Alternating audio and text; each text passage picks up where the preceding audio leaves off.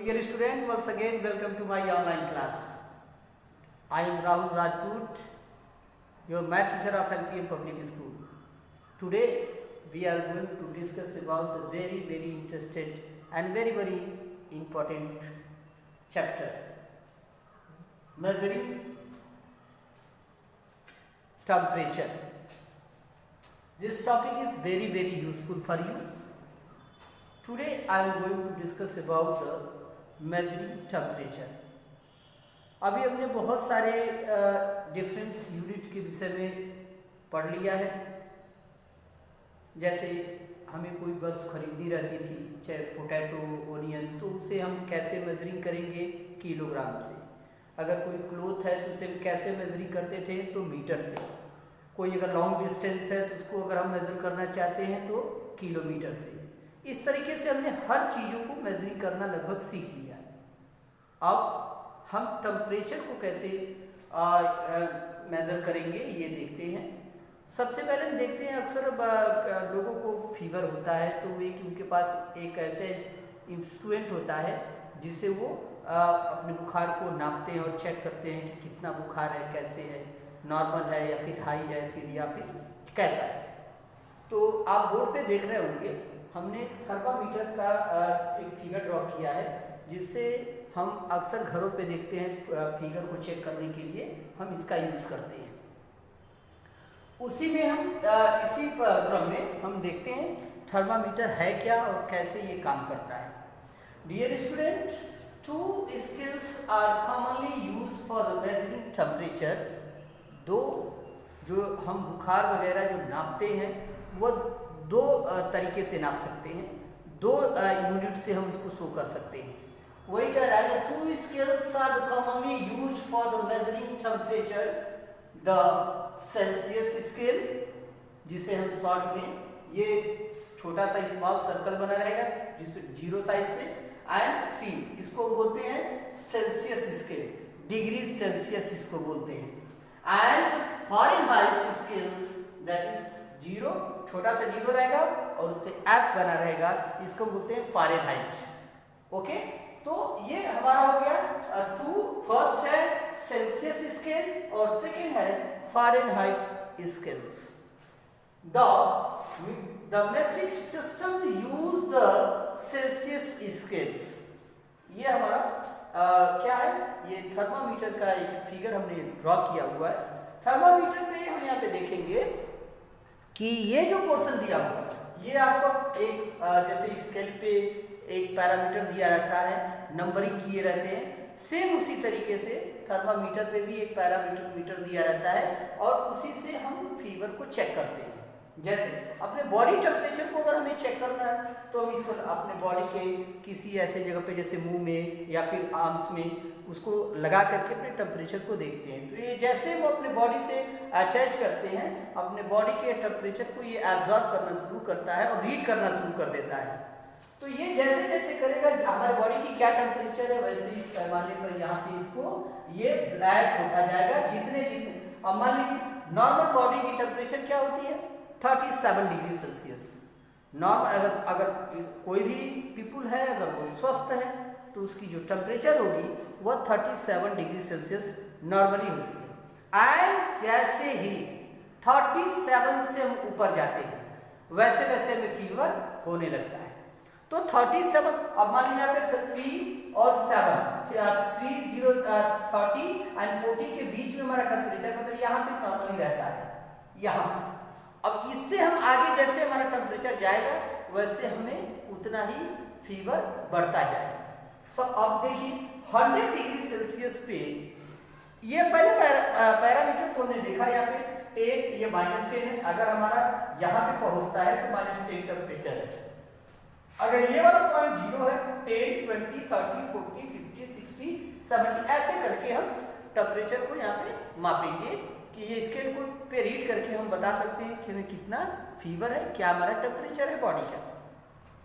Next ये हमारा जैसे था ये यहाँ पे आकर के और वो टेम्परेचर रुका रहता है, जो इस मौसम में ज़्यादातर जगहों पे इस तरह के टेम्परेचर देखने को मिलता है। यहाँ पे जैसे पहुँचता है हमारा 0 डिग्री को रिप्रेजेंट करता है। 0 डिग्री टेम्परेचर क्या होता है?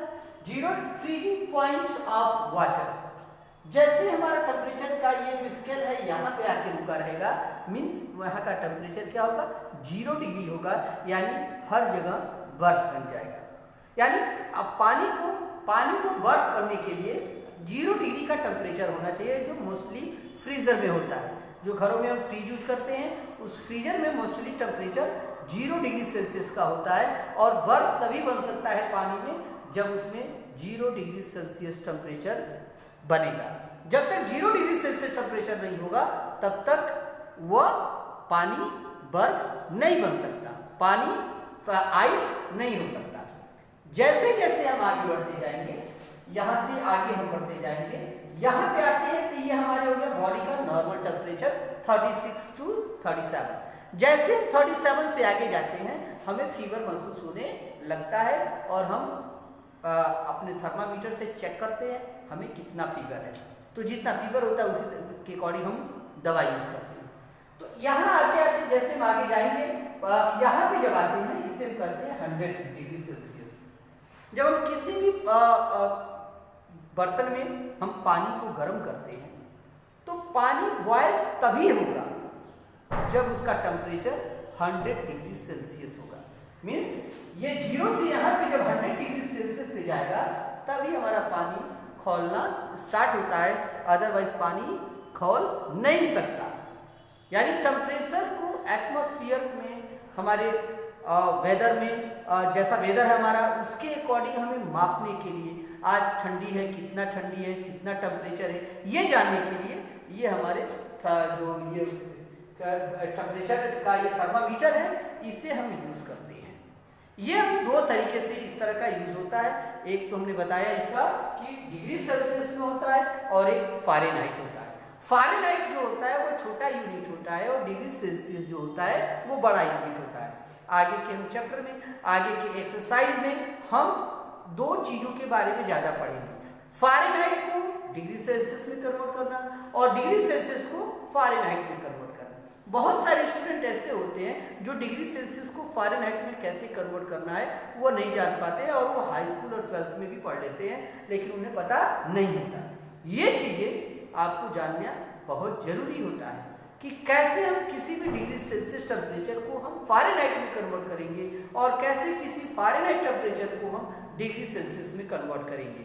तो ये चीज़ें आपको जानने के लिए इसके बेसिक कॉन्सेप्ट को जानना जरूरी है, जो आज के इस टॉपिक में हम आपको बता रहे हैं। ये हमारा 0 डिग्री सेल्सियस जो हमारा फ्रीजिंग पॉइंट ऑफ वाटर होता है।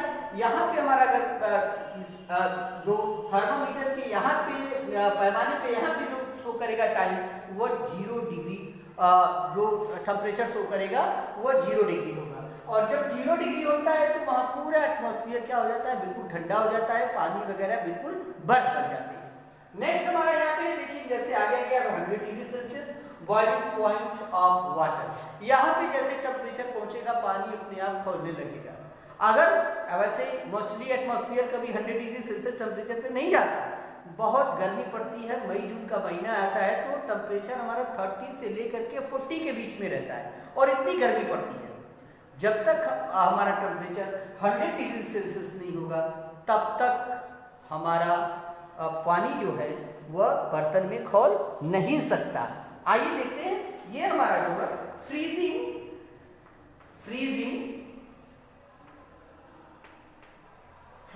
Point of water is equal to 0 degree Celsius. अगर इसे हम 0 डिग्री सेल्सियस को अगर हम फ़ारेनहाइट में रिप्रेजेंट करेंगे तो उसे हम कहते हैं 0 degree Celsius is equal to 32 Fahrenheit.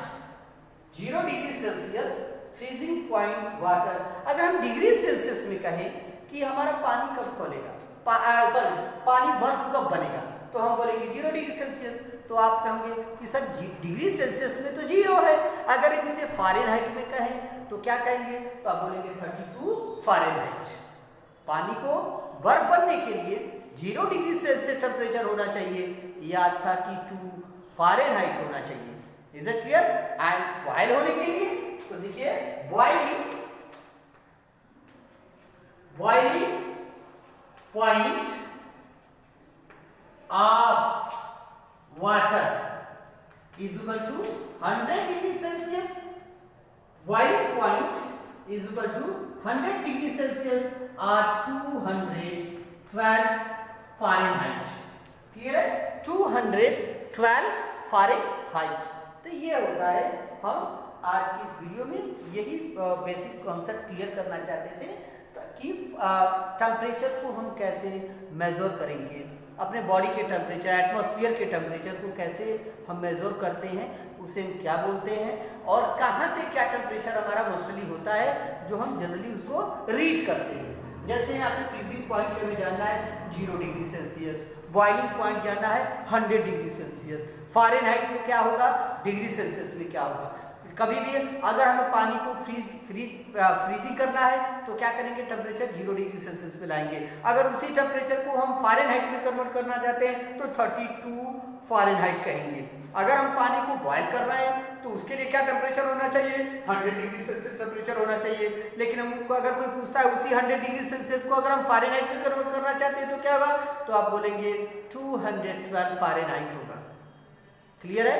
तो डियर स्टूडेंट, आज की वीडियो में यही हमें जानना था कि टेम्परेचर कैसे, फ़ारेनहाइट कैसे वर्क करते हैं, कैसे हम बॉडी के टेम्परेचर को, एटमॉस्फेयर के टेम्परेचर को रीड करते हैं, उनका बेसिक पैमाना क्या है. इसके अकॉर्डिंग हमें कुछ क्वेश्चंस को सॉल्व करना है जो हम नेक्स्ट वीडियो में देखेंगे. अभी आप यही जानें कि टेम्परेचर कैसे वर्क करते हैं, ये जो थर्मामीटर हमारा दिया हुआ वो कैसे वर्क करता है. क्लियर है सभी को? नेक्स्ट वीडियो में इससे रिलेटेड जो क्वेश्चंस बनते हैं उस पर हम डिस्कस करेंगे. तब तक के लिए take care and good bye.